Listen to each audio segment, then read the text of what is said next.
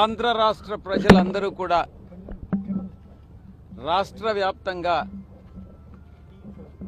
కూటమికి అనుకూలంగా తీర్పునివ్వడం జరిగింది. ఎవరైనా కూడా ప్రజాస్వామ్యంలో ప్రజల తీర్పును శిరసావహించాల్సిందే అన్నటువంటి విషయం అందరికీ కూడా తెలిసిందే. అది రాజ్యాంగబద్ధం కూడా. ఈ యొక్క వైఎస్ఆర్సీపీ మేము ఎదుర్కొన్నటువంటి ఈ యొక్క ఓటమికి కారణాలని సమీక్షించుకోవాల్సి ఉంది.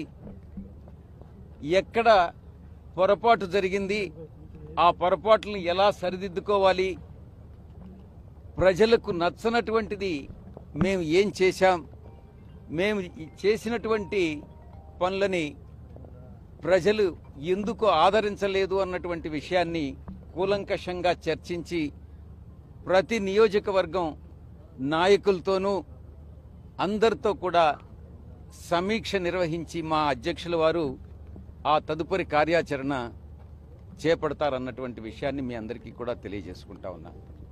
థ్యాంక్ యూ, ధన్యవాదాలు. ఇంతకన్నా చెప్పాల్సింది ఏముంటుంది?